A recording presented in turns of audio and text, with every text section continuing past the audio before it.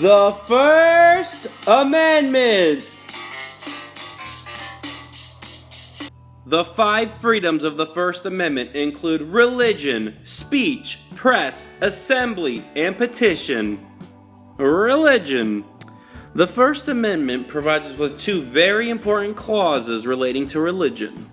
The Establishment Clause prevents the government from setting up a national religion. It sets up a wall separating church from state. It's not that the government doesn't like religion. The idea is that in America, numerous religions can coexist together. Under the Free Exercise Clause, individuals are free to practice their religion. Religious tolerance. Nice. The thing about freedom is that it's limited. Engle v. Vitale in 1962 is when the Supreme Court looked at mandatory prayer in public schools. The Supreme Court ruled this went against the Establishment Clause of the First Amendment. Another example of religion being limited was the time the Supreme Court ruled, "You can't use poisonous snakes in religious ceremonies. It's dangerous." The Supreme Court took a case in 1972 that looked at forcing Amish kids to attend school after 8th grade. The case was Wisconsin v. Yoder. No, not Yoda, Yoder. The Supreme Court ruled that the states could not force the kids to attend school. It went against the Free Exercise Clause of the First Amendment. That covers religion. Moving on. Wait, hold on. If church and state are separate, then what's up with God being printed on the money? The president swearing in on a Bible? Having school children pledge allegiance under God? Alright, okay, I get your point. Well done. There are things in society that people argue go against the First Amendment. I would urge them to take it to the Supreme Court and try again at having them rule it. I don't know, man. I'm sorry. I'm just one guy. Just one guy. Speech. Americans have the freedom to express their beliefs. We can praise or attack political parties or politicians.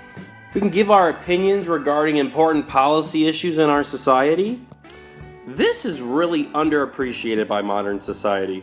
In the past, if you spoke out against the government in some countries, they would throw you in jail for life or worse. In 1969, the Supreme Court looked at if students had a right to wear armbands to protest war in Tinker v. Des Moines Independent School District. The court ruled that students did have the right to wear these armbands to protest the Vietnam War. It's referred to as symbolic speech. Another example is when the Supreme Court ruled that it was legal to burn the American flag in protest. Oh yeah, that one makes people really mad sometimes. The Supreme Court's changed its mind before. I'm sure you could convince them with your great argument. Go for it. Although freedom of speech is awesome, like all freedoms, it has its limitations. Schenck gets arrested for spreading information that the draft is unconstitutional, breaking involuntary servitude of the 13th Amendment.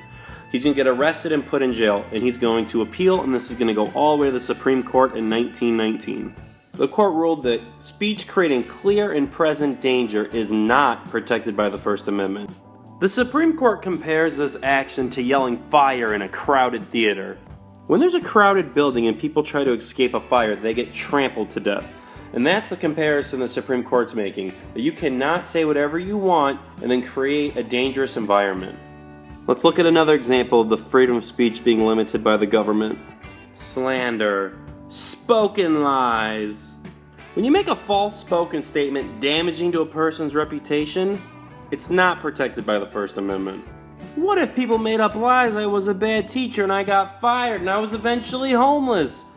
That's not right. I'm a great teacher. How could I be fired for this? The First Amendment doesn't protect these liars. Perests. Alright, so once upon a time in olden days, there was no technology. There was no Twitter. I know, it was a very dark time. Many of you probably can't fathom living under such horrible conditions. So these elders would have to use newspapers to spread information around. The freedom of the press was essential in allowing people to learn and evaluate new political ideas. Nixon tried to stop the New York Times from printing the Pentagon Papers, which had classified information about Vietnam. When the government tries to stop publication, it's called prior restraint. The Supreme Court ruled in favor of the newspaper. This court case established heavy presumption against prior restraint even in cases of national security. The Supreme Court had already stopped prior restraint regarding political ideas. Although newspapers still can't print information that would get our current troops in any danger, this case is setting a precedent. They are saying, hey government, you are not likely to use prior restraint to stop the freedom of press. The power of the press is limited in another way. Libel is a published false statement that is damaging to a person's reputation. Let's say this newspaper is spreading lies that I'm a bad teacher. Yeah, we know, it's not protected by the First Amendment. You don't have to go over this again. Oh, I'm sorry, am I boring you? Please don't answer that. Assembly! If I'm gonna do this, I'll need my news team at my side.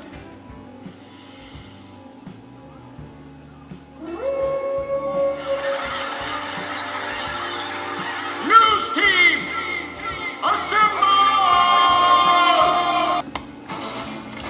Avengers, assemble! The First Amendment gives people the right to come together and express their beliefs. This freedom is limited. You can't protest on private property. You can't have a rally against Walmart inside of Walmart. States and local governments can have rules of what time you can protest or where you can protest, but you can assemble somewhere to express your beliefs. The police are allowed to limit assemblies and try to prevent riots. Generally, the government isn't supposed to decide which speech is good or bad. Members of the KKK have been allowed to gather. KKK, really? American Nazis have held marches in parks. What? Nazis? Groups like the Westboro Church have held protests near military funerals. Seriously? Really? To live in a free society, sometimes we have to hear things we don't agree with. Hate groups have to be careful. Unpopular speech is protected, but once they start inciting violence, they cross that line, they break the clear and present danger, and they could get in trouble for that speech. Unpopular speech is protected by the First Amendment. That just means the government can't punish you. There could be social consequences. You could lose your friends. Your significant other could break up with you. In some cases, you could be fired from work. Petition! Okay, there's no formal way to petition the government. There's no national form you fill out if you want to change in policy or anything like that. This is heavy. Calm down, McFly, it's cool. Americans can assemble together to express their ideas, and hopefully they get some media coverage. We petition the government by contacting our representatives. We tell those legislators if they don't make the policy we care about, we're going to vote them out of office. Freedoms in the First Amendment are very important, and it's important to know that there are limitations to those freedoms. Obscenity is not protected. The Supreme Court says, I'll know obscenity when I see it. Child pornography is not protected under the First Amendment. The Supreme Court has allowed for local zoning rules that state you can't have a strip club across the street from an elementary school. First Amendment. 5 freedoms. Limited? Sure. But many say it's the most important. The first is the best, I must confess. If you ain't first, you're last. Tired. This video is so long because the First Amendment's so important. Time for me to go to bed, start reading my pocket constitution as I drift to sleep.